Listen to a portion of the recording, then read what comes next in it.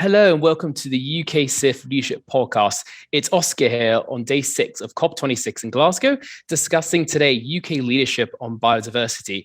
Really pleased to be joined by two fantastic speakers, both UK SIF members. We're joined by Dr. Nathalie Pettorelli. Nathalie is a Senior Research Fellow at the Zoological Society of London, ZSL, and also joined by Ray Dhirani, Head of Sustainable Finance at WWF-UK.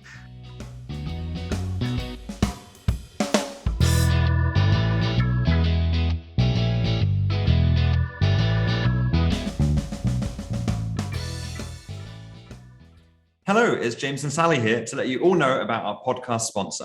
This COP26 series of the UK SIF Leadership Podcast is sponsored by Lion Trust. We're delighted to have them involved. Lion Trust is a specialist fund management company that was founded in 1995. And as of July 2021, they had £34 billion in assets under management. Their aim is to have a positive impact on their investors, stakeholders, and society. We're so pleased to have them on board for this series. Without the support of our partners, the podcast would not be able to happen. So, without further interruption, let's get on with the episode.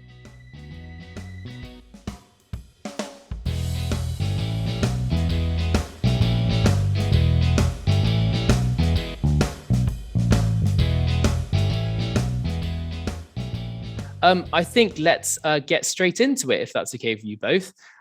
Maybe starting with you, Ray, if you could tell us a little bit about some of your kind of recent work at WWF-UK and upcoming priorities when it comes to biodiversity and nature. Sure, and thanks for having me on this podcast. Hope everyone's doing well. We've been quite focused, as everyone can imagine, on the climate, but also on the nature question and what the UK and global community need to do. So one of our big asks has been around aligning the finance sector to the Paris Agreement and having mandatory transition plans in place in order to help achieve that. I think that's where the nature question could get interesting as well, because as part of those transition plans, we need nature to also play a role. So that's some of our overview. We've also been focused a lot on the food sector, and food is the biggest driver of biodiversity loss. And also sort of thematically on the question of deforestation and what that means for the finance sector, how they can play their role to help avoid deforestation and conversion, and ultimately how we can get to deforestation-free financial portfolios. That's great. Thanks, Ray. And yeah, over to you, Nathalie, for some thoughts on your upcoming priorities. So I'm Nathalie Pettorelli. I'm a scientist at the Zoological Society of London, and most of my research is on the relationship between biodiversity and climate change. So I've started by looking at ways that how climate change was impacting biodiversity, and soon I started to move into how biodiversity loss was mattering for the climate change crisis. And so more in my work now has been on to looking at how we could align a solution that tackle jointly the climate change and the biodiversity crisis. So I've done a lot of work, or I've developed more of my work on nature-based solutions, which are those solutions that capitalize on nature, basically, to help us with climate change mitigation and adaptation. And in my case, I had a particular interest in rewilding. That's fantastic. Thanks, Nathalie, for those opening remarks. Really interesting to hear. You're both up to a lot when it comes to biodiversity and nature, which is something that a lot of UK SIF members are increasingly paying attention to in their financial decision making day to day. It's probably worth us starting with some reflections on the recent COP15 Biodiversity Summit. A lot of people probably aren't actually aware, and it's been underreported in the media, that the first phase of this took place actually virtually earlier this month. And it'd be great to get your thoughts, Nathalie, on, are there any sort of interesting takeaways from the first phase of COP15? Any key takeaways, I suppose, for those of us listening to the podcast? So I think so. The outcome so far was the coming declaration that really tend to re-emphasize the importance of nature for our world, and how being nature positive and restoring nature is at the heart of our well-being, of basically tackling a lot of the environmental challenges that are ahead of us. What is next missing is, of course, how you translate those vision and those commitment into decision and funding. And it was clear that during that first phase, you really had some form of disconnect between the political level and political vision, and then the actual negotiator and what was on the table when it was up to coming to action. There was also really a welcome admission that conservation on its own won't do the tricks. It's not just about setting more protected area. It's also about tackling the climate change and biodiversity crisis in unison. And in that sense, it's really nice to have that kind of signal from the Convention on Biological Diversity that they know that they have to work with other conventions, such as principally the UNFCCC. It was also interesting to see this recognition that it's important to invest in nature restoration and acknowledge that the level of fundings are way, way, way too low for what's actually needed to bring us to where we need to be. And then I thought it was also quite interesting to see the discussion around the importance of people, of enablers. So not just talking about how much money, but also how to bring and engage people so that we all move together. So talking not only about a financial commitment, but also starting to look at capacity building, technology transfer, technical support, South-South cooperation, any other form of cooperation. Also, gender mainstreaming, traditional and incorporation of traditional knowledge, public awareness and participation. So it's really this thinking outside the box, not just as a one-off quick fix, which doesn't work, but actually starting to think as to how you move society together through a common goal. So I thought it was a positive first step. I'm hoping that that there will be more, and I'm hoping, but that, however, it helps with COP26 discussion. That's fantastic, Nathalie. And clearly, a huge amount came out of that. You talk about the investment in nature-based solutions, and clearly there is this sort of funding gap. We saw in the UK, the Green Finance Institute published a really interesting report showing this sort of huge investment gap. And clearly, some of UK CIF's members will perhaps have a sort of more prominent role to play here in addressing this gap in the years to come. So we've now reflected onto the phase one of COP15. It's probably worth jumping ahead to actually the full COP15, the real thing that's taking place in China in late April to May of next year, I believe it is. Ray, I don't know if you've got any sort of things on your kind of wish list that you'd like to see policymakers and others agree at the sort of full COP15 taking place next year. Yeah, that's a good question, Oscar. One thing I would be interested to see tackled in earnest is sort of the imported biodiversity loss question. The UK is a good example where through its complex supply chains, it does have embedded biodiversity loss through that channel, and that needs to be tackled in earnest. In fact, the UK needs to reduce its global footprint by 75% to meet its planetary limits. So that's one angle. Clearly, legislation around integration of nature into transition plans would be something great to come out of COP next year, linking into sort of what's emanating for this COP this year in terms of COP26. And I think other areas, you could have integration of nature into sustainability reporting as a way to drive forward disclosure and reduction of negative impact.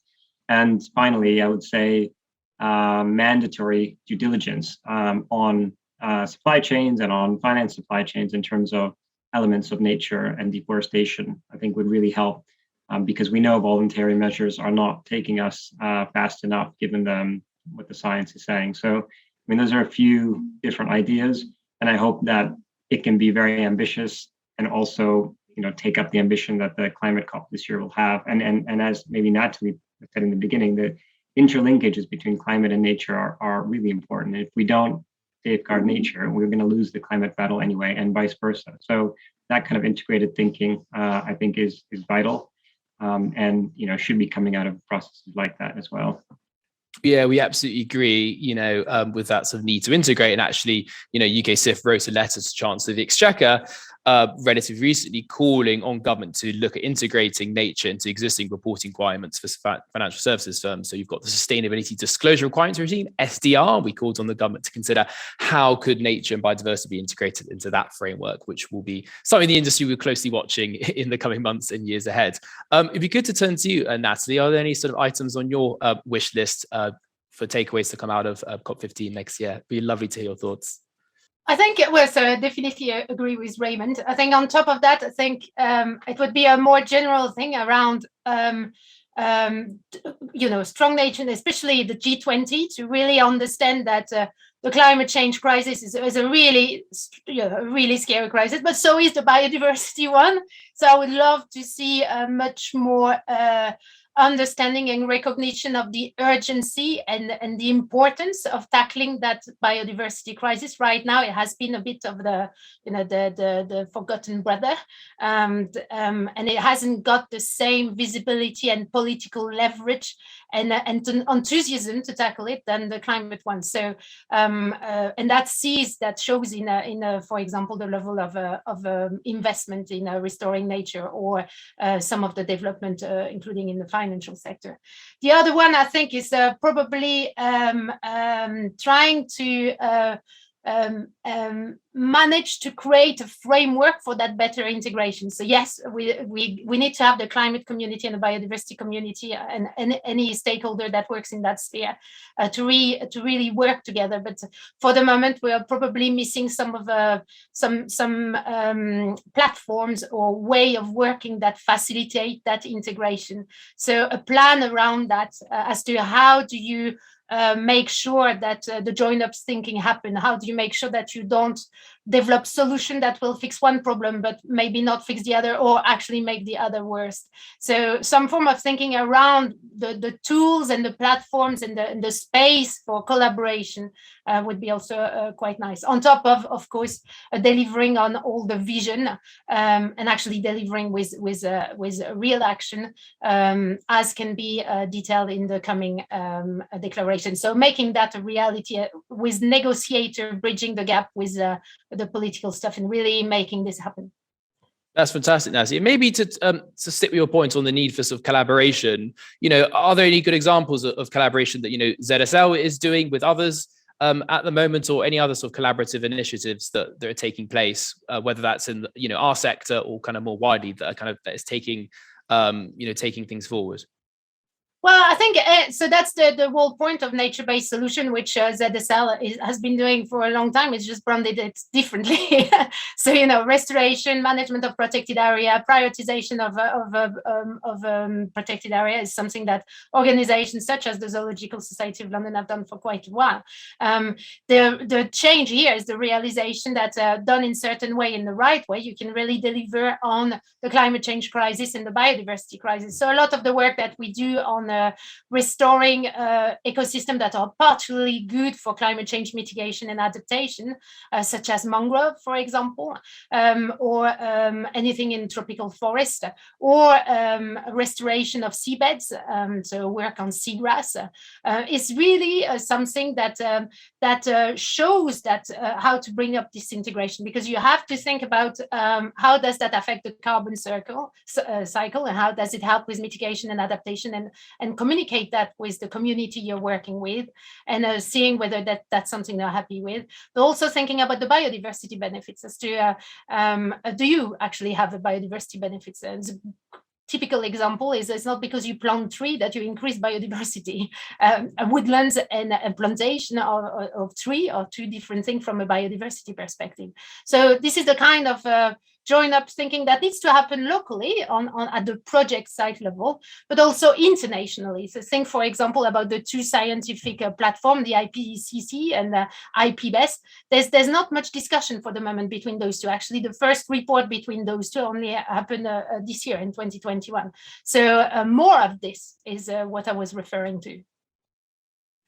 That's great. Thank you, Nathalie. And Ray, it'd be great to get your thoughts. WWF, whether that's yourself or other colleagues sort of involved in any, collaborative initiatives at the moment, or, what's in store? Are you guys looking to sort of partner with anyone else in the space? Clearly there's a lot that all you need to do to move things forward. So yeah, interested to hear your thoughts on, anything that's coming down the track. Sure. I think you're right to point out the need for collaboration. And I think that spans across NGOs, but also private sector and government, in fact, on these questions. And I think also just to flag, because the audience is, I guess, primarily almost entirely UK financial sector. that the UK finance sector could be exposed to up to 40 billion in investments and lending to companies that trade in forest and ecosystem risk commodities. So I think the risk is there. It's being understood, better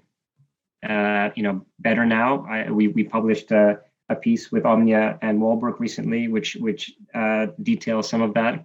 And I think these risks are coming to light, and I think investors and banks need to actually pay attention to them, particularly as the policy and regulatory landscape shifts. Customers are more demanding, and ultimately, getting a better handle on risk itself will lead to better long-term adjusted returns. So I think, yes, collaboration will be key on that, but I think that also means that individual actors need to play their role and assess the risk efficiently with regards to what the science is saying. And yes, we are open to various collaborative efforts across industry and civil society, and with increasingly with government as well. And it's really encouraging to see the government move on this wider agenda, probably more so on climate at the moment, but I think the nature piece is brewing, and there will be there are announcements this week, and there will be more forthcoming on that, and then hopefully the integration of the nature and climate piece in order to tackle environmental ills more closely together, and also the links to things like human rights due diligence and other areas. So a lot to be done, and we certainly can't do it, sitting in silos and doing it alone, for sure. That's great, Ray. Thanks very much. We talked a little bit about regulation so far and the need for, things like SDR, the Sustainability Disclosure Requirements Framework, to incorporate nature-related risks. Something that's looking really promising, for us at UK CIF is TNFD, the Task Force on Nature-Related Financial Disclosures, building off or effectively mirroring the TCFD model. It'd be great to get thoughts, perhaps from you, Nathalie, first on, what promise could TNFD hold? I think the framework is meant to be tested, I think, at some point in 2022 and then formally launched in 2023. But any thoughts on the, what benefits TNFD could hold in terms of quantifying some of these risks? So it could certainly bring a unifying framework for disclosure to encourage the uptake of biodiversity measurement. But there's quite a lot. So it definitely brings biodiversity at the same level of climate when it comes to recognizing that this is an important, urgent issue that we need to tackle. It definitely provide a possibility to start to acknowledge how financial institutions relate to the biodiversity crisis and start to have a framework for discussion as to how to reduce that impact. I think what's important to acknowledge, though, is that it might not be as straightforward as the climate equivalent, the TCFD, because biodiversity is a multidimensional concept that takes into account from genes to ecosystem, from functionality to composition. It's a quite difficult thing to measure, and so there will be quite some discussion as to how you develop a platform of guidelines that really enable financial institutions to deal and engage with that complexity. And in a way, it's much more complex than the climate one, where ultimately you're talking about carbon. But it's a good step. I think it's a difficult step. I think this is typically a good example where you're gonna need to collaborate with the scientists. You're gonna need to reach out of the comfort zone for a financial institution and really go to the biodiversity expert, to the scientists, to the people that manage biodiversity on the ground to make sure that what you come up with delivers on the vision you want to see happening. That's great, Nathalie. Ray, it'd be interesting to get your thoughts. Clearly, it is very promising, but also there will be huge challenges in terms of, how do we measure something as complex, as vast as biodiversity, which means so many different things to so many different people, depending on who you're talking to. And in terms of where do you decide what a priority is? Is it soil quality? Is it marine quality? It's just so vast and overwhelming, seemingly. But how can one address that perhaps in the framework? Yeah, I mean, I would agree with Nathalie. And disclosure is an important element of this. Obviously, this is a complex issue, so disclosure can play a role. It's not a silver bullet. akin to the fact that TCFD is not a silver bullet for climate. It's not as if you're an investor in a bank and you're comply with TCFD, then your job's done. I think that's a starting point. And TNFD, as complex as it will be a start point.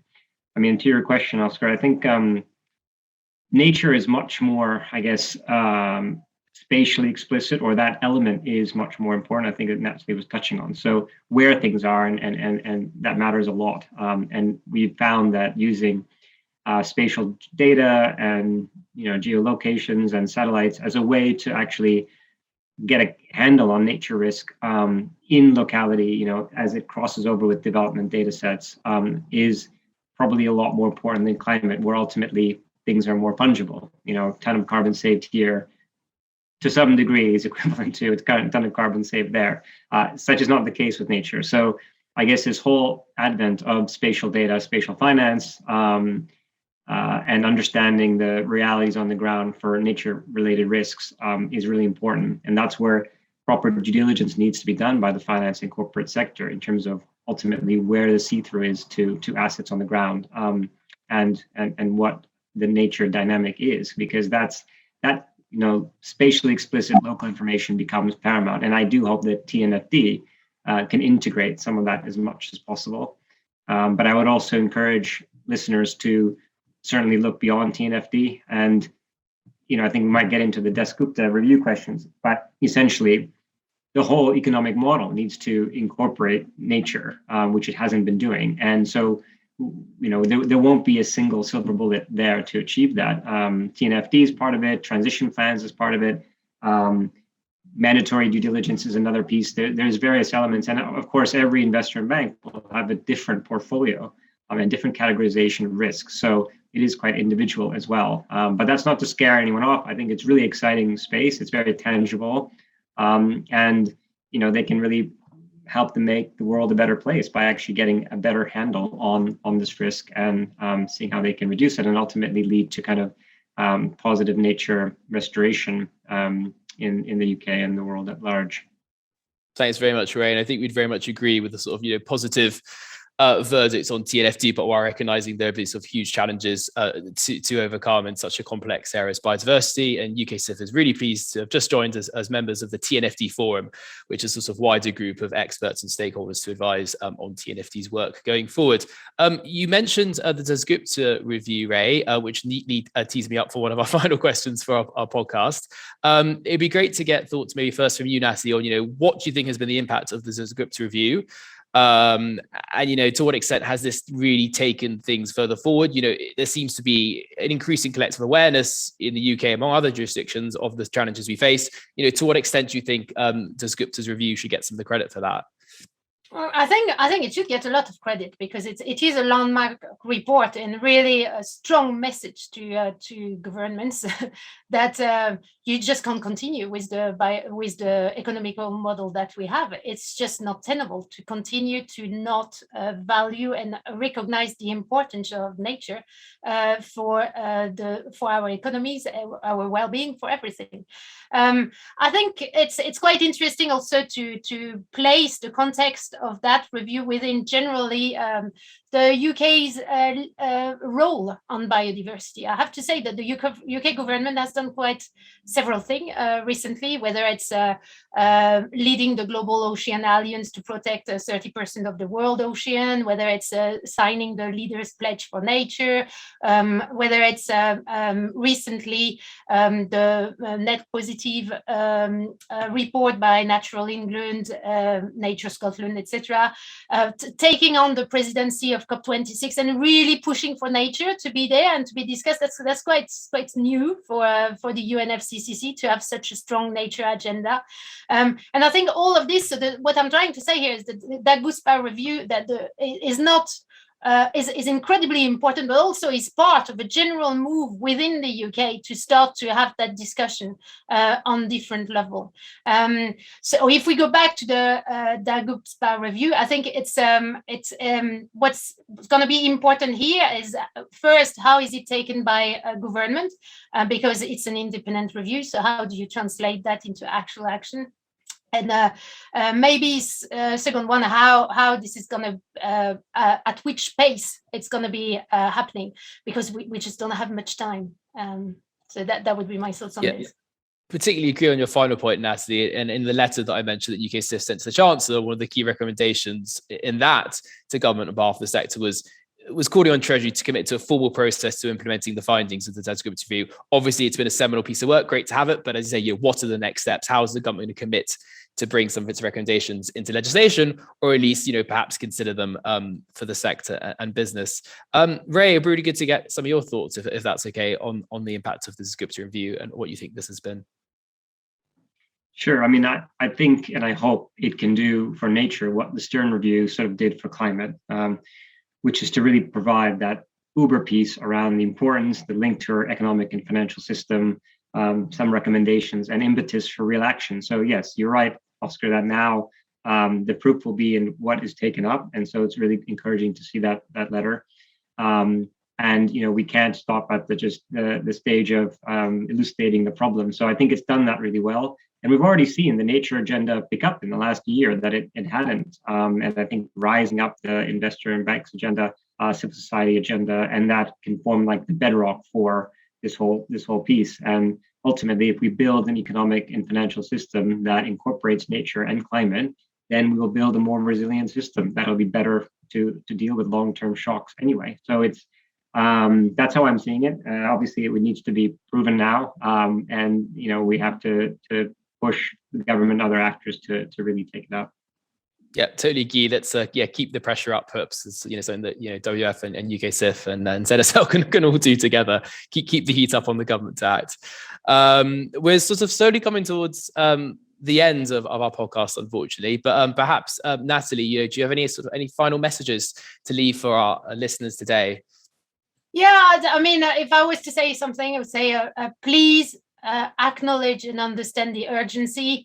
This is not just a theoretical discussion. It's the number of years we have to get it right is really, really minimum. So we can't continue to delay action. It's just not justifiable anymore. And in that respect, it's really important that people, particularly the financial sector and the industry, engage on biodiversity and start to see that they are important actors and that they can change things and help change things, and not wait for others to come up with plans, but actively engage to try to help to draw those plans. And then maybe also something around walking the walk. So we can continue to have a lot of talk about what should be the vision, but eventually we need to move into implementation. And the only way to lead properly on this is to walk the walks. So if you want to get others to change, you actually need to yourself go through change. You can't continue to go to other countries and say, do this, and not doing it here. And that means for the industrial sector, for the financial sector, to really go for that transition and go now. That's great. Some really clear messages to our audience, who I said, will mainly be financial services representatives. Ray, same with you. Any sort of final takeaways for the industry? Yes, I think it is a complicated question and it's multifaceted, but I think don't let that scare you. I've seen investors actually take a piece of it and say, okay, we're going to start here, whether it be World Heritage Sites or another way to look at the problem, and we're happy to help with that. But that's what the action is demanding right now, is take a piece of it, work with each other pre-competitively where you can, work with NGOs, encourage the government to actually set a level playing field. And, we need to detail this whole area out. And but you shouldn't be scared off by the complexity to just kind of, wait around. As Nathalie's saying, we don't have the time. And actually, you will generate better long-term returns and secure customers, because they really care about this stuff in earnest now. It's the amount of attention on this agenda now is real and palatable and growing.